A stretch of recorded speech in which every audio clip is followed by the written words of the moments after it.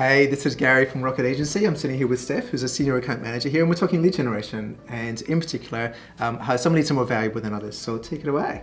Yeah, look, there definitely are, Gaz. I think most clients, nearly 100% of clients, when they come to us, the brief is generally get me more leads. And it's at that point where you kind of have to sit down with the client and really have a conversation around like, okay, what is a lead to you, and what is the value of a lead at a kind of certain point in their interaction with your business. Right. So I feel like that is a really convoluted way of me saying that you kind of need to understand where your prospect is at in their journey and tailoring your messaging according to kind of that point. So I guess a key example of that is if someone signs up to just download a free ebook and all they've given you is, I guess, their name, email, possibly phone number. Yeah. For sure, don't be a salesperson on the phone 30 seconds later and be like, hey, want to buy? It's like, that's just not correct based on where they're at, right? You're obviously going to freak them out. So it's kind of like at that stage in the journey, tailor your message, kind of set up like an email nurture campaign is typically what we'd do, where we'd drip feed a whole bunch of information, and only at the end of that, once they've kind of interacted with the rest of that content, you can see that you've kind of built that brand trust. At that point, it's totally okay for you to reach out and ask more of a kind of direct sales-led question, but anything before that, you're just going to look like an absolute weirdo, right? Okay, all right. So that's on the sales side. So treat those kind of leads differently. What about on the marketing side? So in terms of acquiring those leads in the first place,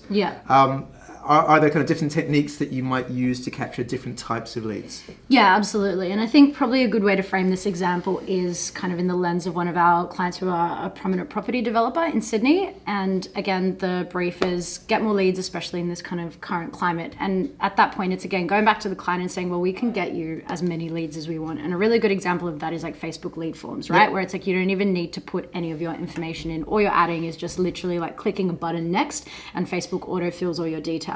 So that is obviously a really, really good way to get volume in the door and scale at a really cheap cost, versus something that is more of a longer journey, which is kind of clicking through to a landing page, showing information about the project, and then having the kind of fields to fill at the bottom of the page where they've got to kind of scroll through all that information and kind of, I guess, qualify themselves before they then decide, yeah, I'm interested and I want to kind of fill out my details.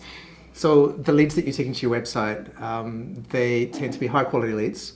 I guess it's very, very easy to kind of capture poor quality leads through lead forms. You describe them as being kind of path of least resistance in terms of lead capture. Totally.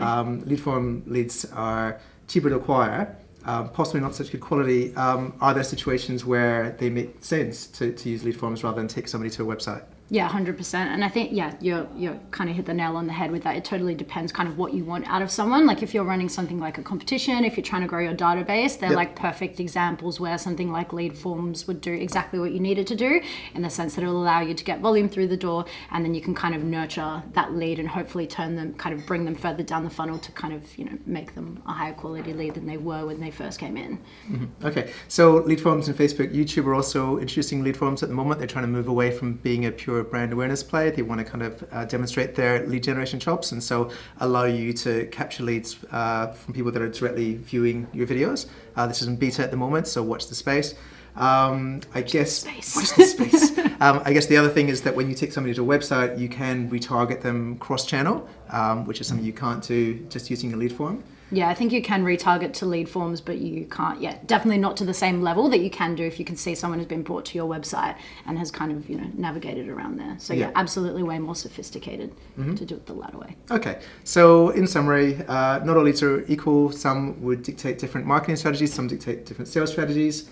So you've got to consider that when you're putting together your kind of marketing plans for your campaigns. Thank you, Steph. Summed up well, Gaz.